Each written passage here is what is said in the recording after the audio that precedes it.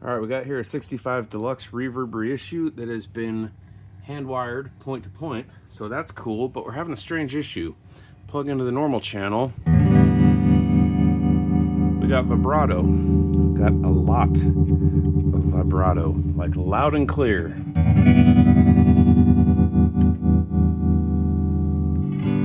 Controls seem to work perfectly. Strangely though, no reverb. So crank the reverb all the way up. It's at 10.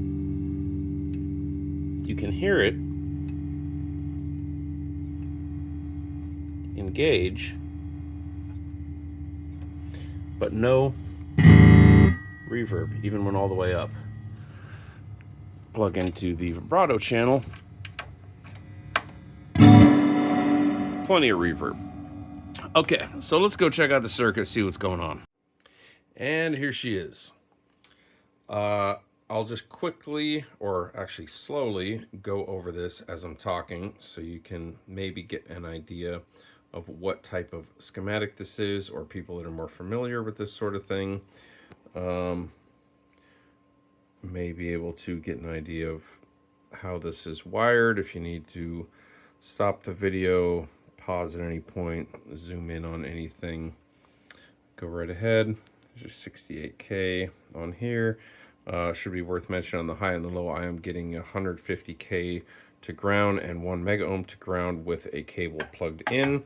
With the cable unplugged, I'm getting a dead short to all of these leads, which are dead shorted to ground. So these shorting jacks are working.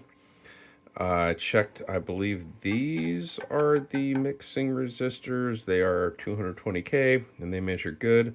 I checked this diode. I thought that might be an issue, but I don't think it is. That diode is good. Everything I've tested is good. The wiring seems good, seems clean. Doesn't seem like there is any, bad wiring, cold solders, that kind of thing. So I think this is a modified AB763 circuit. I'll tell you why. One thing, attached to the vibrato intensity potentiometer here, you don't see any Roach optocoupler anywhere in here. This is all tone stack stuff, and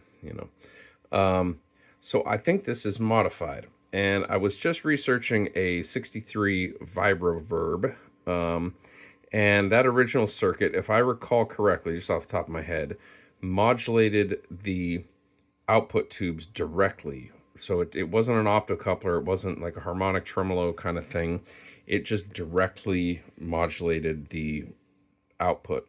And I think that may be all that's going on here, in which case this may be normal behavior, although it is strange that the normal channel gets vibrato. But if the vibrato is modulating the output tubes, then of course that's going to affect everything, the entire amp, anything being outputted. So here's why I think that.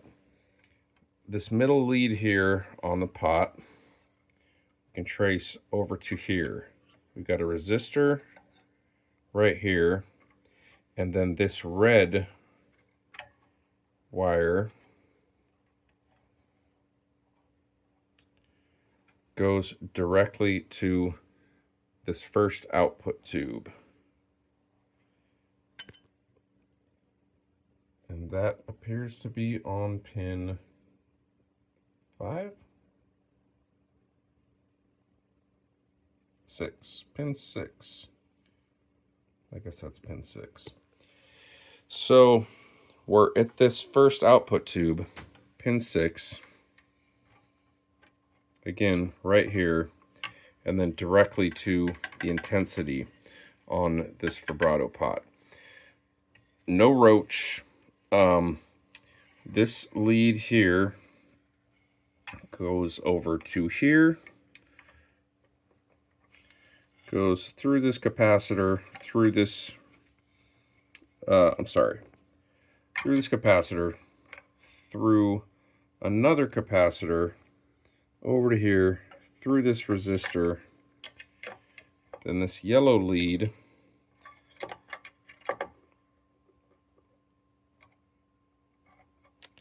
goes down to here on tube 1, 2, 3, 4, 5, pin 8 on 5. And finally, this last lead here goes to right here. We got a capacitor to ground. That is a big, pretty big-ish capacitor. That might just be because of voltage. That is a 100 volt, 47 microfarad capacitor to ground. But then it splits off. You can see we've got a potentiometer here of some sort, some kind of Trem adjustment pot going to a diode. I checked this diode. The diode's good, 0.55 volts in forward bias and open in reverse bias. I don't know what this does, but I'm guessing it has something to do calibrating this speed circuit, something to do with that circuit. But again, nowhere in here do you see an optocoupler roach. So again, I am guessing this wire right here modulates the output of this tube, and that causes the vibrato. But it is weird that we'd have vibrato on the normal channel. So is that normal? Is that expected behavior for what you're seeing here in this circuit? And then two, any idea what this circuit is? Is this a modified AB763 with just a different vibrato circuit happening? Is this something entirely different? I looked up Mojotone and Hoffman amps, and the Mojotone appears to be based on an actual AB763 that uses the optocoupler Trem. The Hoffman, I think, does use a modified version, but I don't think it was modified like this. I think they used something else, an optocoupler. I'm not sure. Anyway, this is getting above my head here. I'm not a tube amp guy. I'm a hobbyist, period, when it comes to this sort of thing. Oh, and if you didn't notice this little guy here, you might be wondering what that is. This is just a bright switch that I added.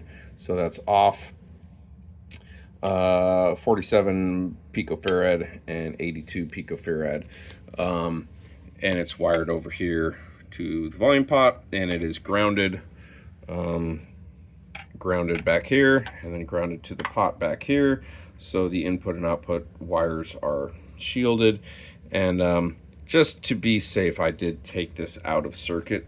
I just unsoldered these two wires here, the input and output, and no change, which is to be expected, because I don't see how a switchable bright cap would cause what's going on here. But just FYI. Also FYI, I did swap out the V4 and V5 tubes, known good tubes, 12AX7s, and again, no change. These were both 12AX7s. I think in some circuits, one of them is a 12AT7. I can't remember which. Yeah. So that's what's going on. I don't really have any other information. If anybody has any idea what might be the issue or the cause of this, I'm all ears. I would love to hear any theories or suggestions, or if that is normal behavior for the type of circuit that this is, then so be it. That's fine. That's cool. I use the vibrato channel 99.99999% of the time anyway, so really an issue with the normal channel isn't really a problem for me personally. It's just that I would like to be able to rent this amp out as a part of backline in my studio, and if folks use the normal channel and it's not behaving as intended, then we might have some issues there. But it is what it is. Anyway, I'm rambling now. Please let me know what you think. Aloha.